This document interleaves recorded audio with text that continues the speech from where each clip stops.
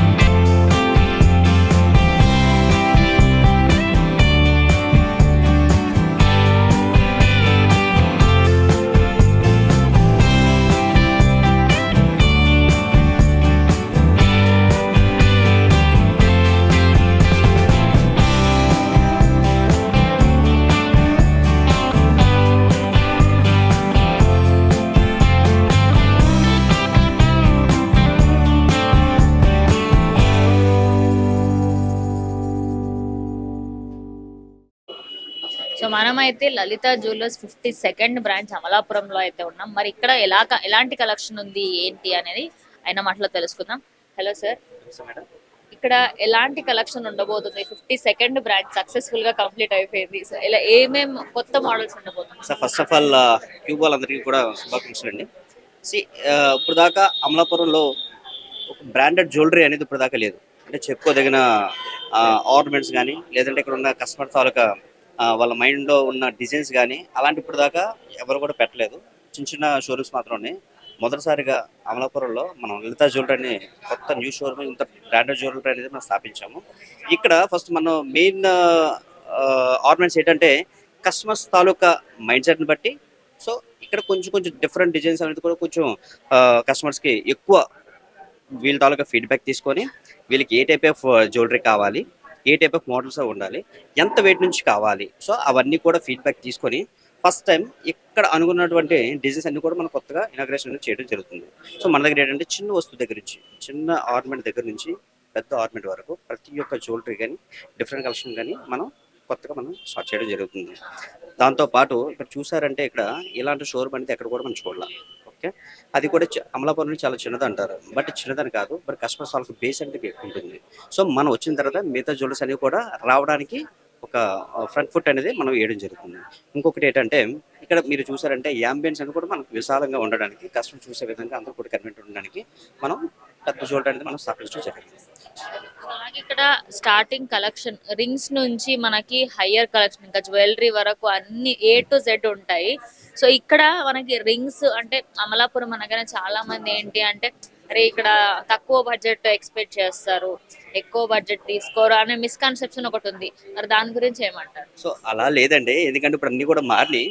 ఎందుకంటే మనం ఉన్న సిచ్యువేషన్స్ బట్టి అందరూ చిన్న వస్తువు అని కాదు, ఎందుకంటే ఇప్పుడు చూస్తే చిన్న వస్తువు పెద్ద వస్తువు అని కాదు, ఫస్ట్ కస్టమర్కి నచ్చే వస్తువు అనేది మనం పెడుతున్నాం. ఎందుకంటే బడ్జెట్ ఆలోచించట్లా ఇప్పుడు, ఎందుకంటే ఇప్పుడు ప్రజెంట్ గ్రామ్ రేట్ చూసుకుంటే కొంచెం హై ఉంది, అలాగని చెప్పేసి కస్టమర్ పర్చేసింగ్ అనేది ఆగట్లేదు. బట్ కస్టమర్కి అయితే నచ్చే విధంగా మన కలెక్షన్ అనేది మనం నూతనంగా మనం స్టార్ట్ చేయడం జరుగుతుంది.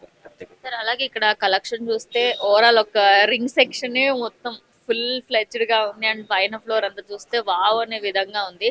సో కస్టమర్స్ దగ్గర నుంచి ఎక్స్పెక్టేషన్ అంటే నిన్న నైట్ నుంచే ఇక్కడ చాలా మంది ఉండడం జరిగింది, మేము చూసాము. సో ఇవాళ ఎలా ఉంటుందని ఎక్స్పెక్ట్ చేస్తున్నారు?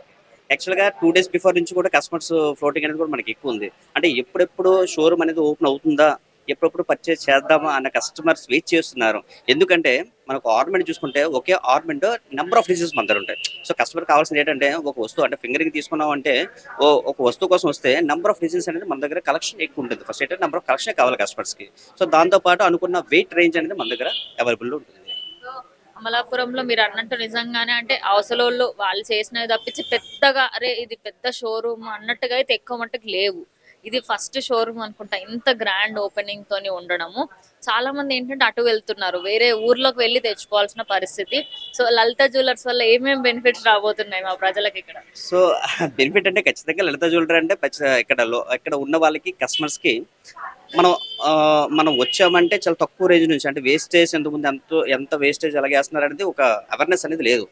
మనం ఫస్ట్ వచ్చిన తర్వాత ఒక కస్టమర్కి అవేర్నెస్ తీసుకురావడానికి వచ్చాం మనం. అంటే డబ్బులు ఎండి గారు చెప్పినట్టు డబ్బులు ఎవరికి ఊరికనే రావు, అదే కాన్సెప్ట్తో ఇప్పుడు ట్రాన్స్పరెంట్గా ఉంటుంది మనం వచ్చిన తర్వాత. ఎందుకంటే మనం డైరెక్ట్గా పిక్ ఇస్తాం, ఇమేజ్ ఇస్తాము, దాంతోపాటు ఎస్టిమేట్స్ ఇస్తాము, 10 షోరూమ్స్లో కంపేర్ చేయడానికి ఇస్తాం. అంటే ఒక కస్టమర్ని అవేర్నెస్ తీసుకురావడం కోసం మనం ముందుకు వచ్చాం, అంటే ఒక స్టెప్ ముందుకు వచ్చాం. సో అమలాపురం వచ్చేసరికి ఇక్కడ ఏదైనా వస్తువు కొనాలన్నా లేదంటే మ్యారేజ్ ఏమైనా ఉండాలన్నా ఎర్లీ కాకినాడ కానీ రాజమండ్రి కానీ మన షోరూమ్స్కి వెళ్ళే విధంగా ఉంటుంది. ఎందుకంటే మన ట్రావెలింగ్ కానీ లేదంటే కస్టమర్స్ చాలా ఇబ్బంది పడుతున్నారు అని చెప్పేసి వాళ్ళకి ఫీడ్బ్యాక్ని బట్టి ఇక్కడ మనం స్టార్ట్ చేయడం జరుగుతుంది. అమలాపురంలో స్టార్ట్ చేయడం జరిగింది already. Okay ma'am, thank you so much.